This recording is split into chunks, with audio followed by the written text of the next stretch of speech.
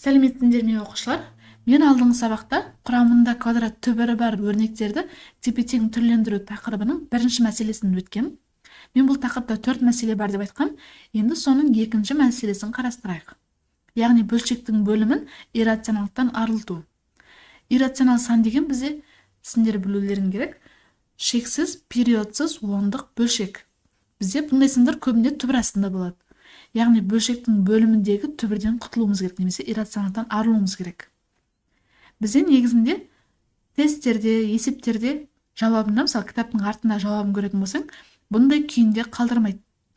Бізде міндетті түрде бөлшектің бөлімінде түбірі деген сан болмау керек. Осындай есептерді енді, яғни бізде есеп шығарып келе жатып, соңында осындай нәтиже болатын болса, біз оны иррационалдықтан арылтуымыз керек. Яғни бөлшектің бөлімінде иррационал сан болмау керек. Ол үшін біздер 5-ші кластың жай бөлшегінің негізгі қасиетін пайдаланамыз, яғни алымында бөлімінде бірдей санға көбейтуге болады. Немесе бірдей өрнекке көбейтуге болады. Яғни бөлімінде бізде түбірасты 2, алымында 3 қой. Енді алымында бөлімінде түбірасты 2-ге көбейтсек болады. Мына екілерді қысқартқанмен сол түбірасты 2-ден 3 шығады, бірақ біз бұларды қысқартып қоймаймыз қайттан. Яғни түбірасты 2-ні түбірасты 2-ге көбейтсек, біздер түбірасты 2-ның квадраты, яғни ол 4 шығады түбірасты, ал түбірасты 4-тен бізде 2-ның өзі шығады. Яғни түбірастында сандар бізде бірдей болса, 2-ның сол өзі шығады, ал алымында 3 түбірасты 2-ның өзі қалады. Яғни бөлшектің бөліміндегі түбірден құтылдық. Енді 3-ті 2-ге бөлсең, немесе 1,5 түбірасты 2 деп алсақ болады. Ал екінші есепте бөлімінде түбірасты 72 болып тұр. Біз оны түбірасты 72-ге көбейтпестен бұрын, түбірасты 72-ні түбірасты 36 көбейтілген 2 деп алсақ болады. Алымында 6. Түбірасты 36-тан бізде 6 шығады. Алымында 6 қала берсін, және түбірасты 2 бар. Яғни 6 мен 6 қысқаратты, түбірасты 2-ден 1 қалды. Және бұл жерде алымында бөлімінде түбірасты 2-ге көбейтейік.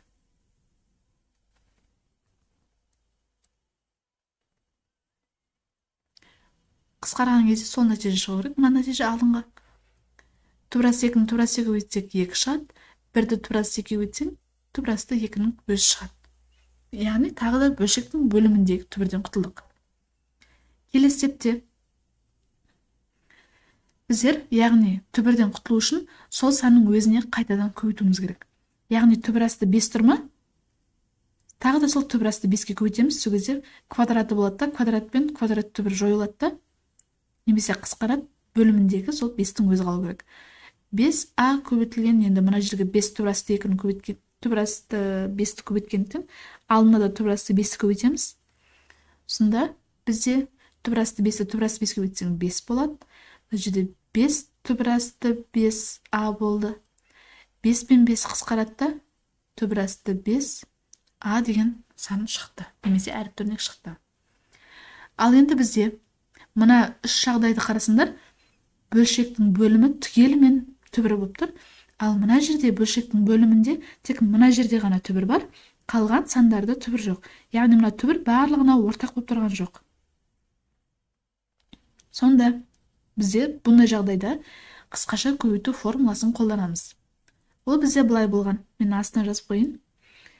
А минус Б, А плюс Б. Екеуін көбейтетін болсақ, бізде А-ның квадраты минус Б-ның квадраты шығады. Яғни, бұл бізде бірінші формуласы, қысқаша көбейту формуласының.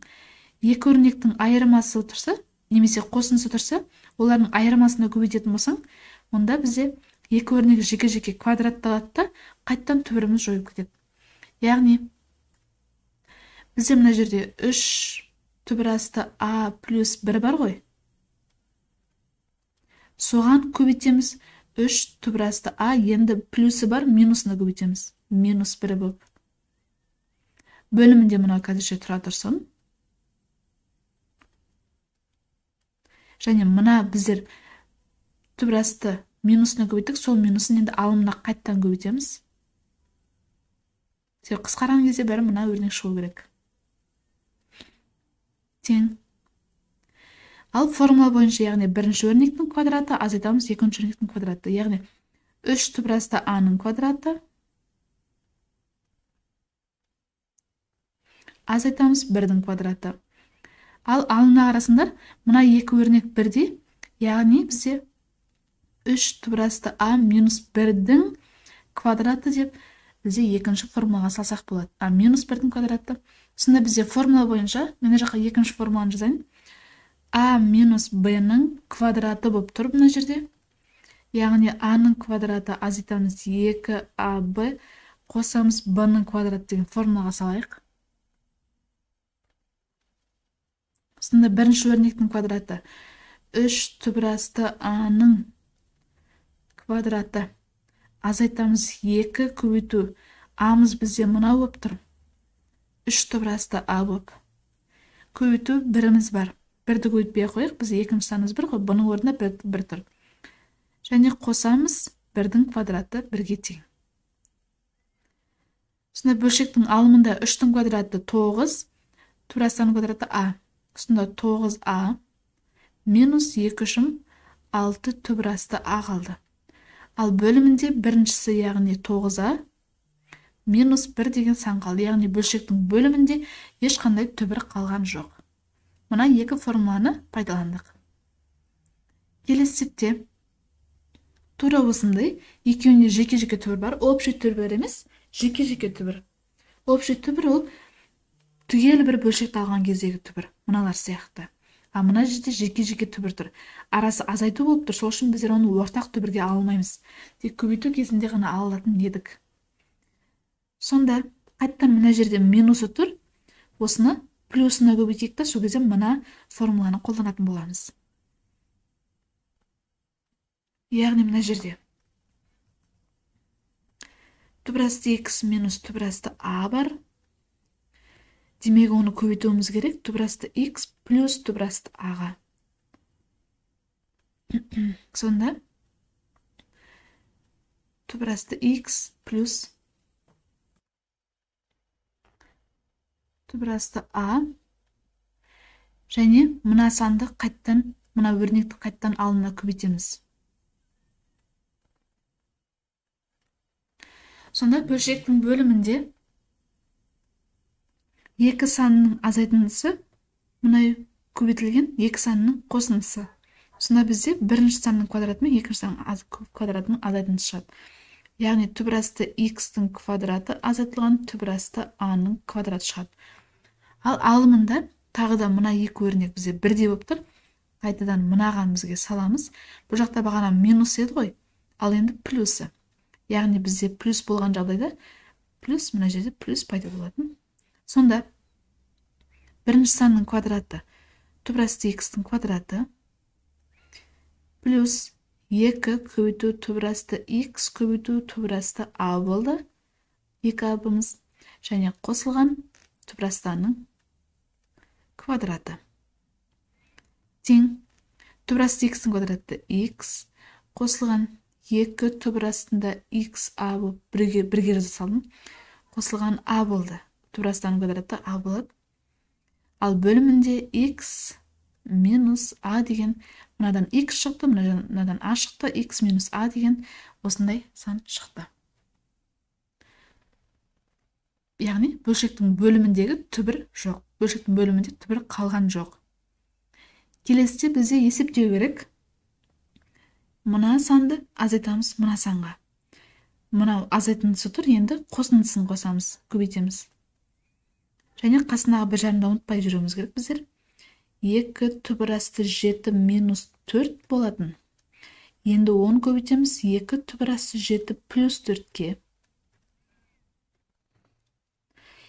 Бөлшектің алымында 7 минус 2 және 10 көбейтеміз. Мына өрнекті қайттан жазуымыз керек. Және қосу, мына бір жарымды ұмытпауымыз керек. Тең. Бұл жерде бөлімінде қайтадан 2 түбірасты 7-нің квадраты, яғни 2-нің квадраты 4, көбейту 7, 7 4-дің 28, мен бірден жаза салайын. қосылған емес, азайтылған бізде формулада 4-тің квадраты 16. Ал алымында екі жақша тұр, бірақ екеуі бұл жолы екі түрлі. Яғни біздер жақшаны ашуымыз керек. Бірінші өрнекті біріншісіне және екіншісіне көбейтеміз. Одан кейін екінші өрнекті, мына көкті алайын, екінші өрнекті қайттан біріншісіне, сосын екіншісіне көбейтеміз. Сонда түбірасы 7-ні 2 түбірасы 7 көбейтсең, 2 көбейту 7 қалады. Екіншісіне көбейтсең 4 көбейту түбірасы 7, яғни қосылған болады. Себебі плюс 4 плюс 2-де плюс болсын, 4 түбірасы 7 қалды. Ал енді мына жерде минус 2-ні 2 түбірасы көбейтсек, минус 4 түбірасы 7 болды.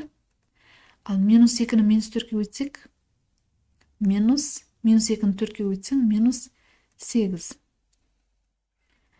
Сонда плюс 4 түбірасы 7 мен минус 4 түбірасы 7 жойылады. 2 мен 7 14, 14-тен 8 атсақ бізде қалады. Бізде мен мына жерден айтып тұрып өзім ұмытып кетіппін.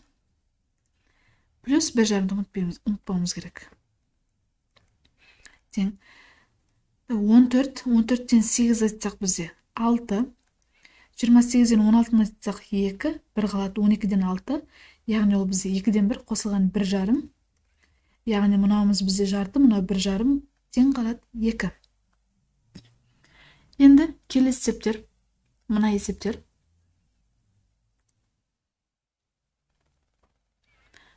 Мен бұл жерде былай істеймін деп тұр. Копировать. Келесі бетке шығарсаң, әйтпесе ана жерге сыймайын деп тұр. 3 түбірасты а минус 1, түбірасты 3 минус түбірасты а. Бұл жақта да туры осылай минусы тұр, енді плюсына көбейтуіміз керек. Түбірасты 3 минус түбірасты а. Оны көбейтуіміз керек, түбірасты 3 плюс түбірасты а көбейтеміз енді. Мына 3 түбірасты а минус 1-іміз қала берсін. Ал мына өрнекті қайтадан жазамыз. Түбірім әдемес бүгітті. 3 плюс түбірасты а-мыз. Сонда бөлшектің бөлімінде қайттан 3 минус а қалады. Ал алымында мына бағанағыдай амал жасайтын боламыз. Жақшаны ашып, мынаны мынаған көбейтеміз, одан кейін мынаған көбейтеміз. Одан кейін келесі өрнекті бұлай көбейтеміз, сосын бұлай көбейтеміз. Сонда 3 түбірастаны түбірасты 3 көбейтсек, 3 түбірасты 3 а болады. Одан кейін түбірасты а көбейтсек, сонда мына жақта плюс 3 а-мыз қалады. Минус түбірасты 3 болады мына жерде. Минус 1-ді көбейтсек, минус 1 көбейту түбірасты минус түбірасты а болады. Осы күйінде қала берсін, ештеңемен ештеңе бірікпейді. Осы күйінде қалады. Келесі есепте, есеп сан түрінде берілген санды өрнек. Плюсы тұр, енді керісінше минусына көбейтуіміз керек. Түбірасты 7 плюс түбірасты 3. Минусына көбейтеміз, түбірасты 7 минус түбірасты 3 болып. Алымында бірінші 7-ні жазып аламыз да, көбейтеміз, мына екінші өрнекті жазамыз.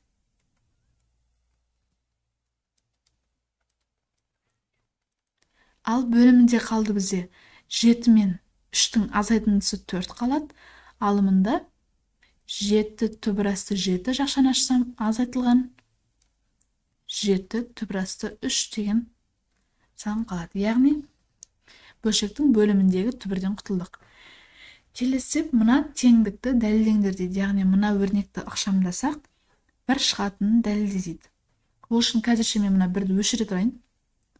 Ары қарай шығарып көрейін, ең соңында бізде бір шығу керек деген сөз. Мына жерде қайттан иррационалдық жасаймыз, құтыламыз.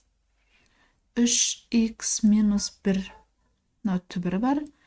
Енді оны көбейтеміз плюсына. Ал мұнда 3х минус 1 болсын. Және түбірасты 3х плюс 1 мына өрнекті жазуымыз керек. Тең түбірасты 3х-тің квадраты 3х-тің өзі шығады, минус 1-дің квадраты 1. Ал мұнда 3х минус 1 тұра тұрсын, және мынау да тұра тұрсын осылай, плюс 1 болып. Мен мына жерге мына өрнегімді ұмытып кеттім ғой. Мынаны сәл былай жылыштайын.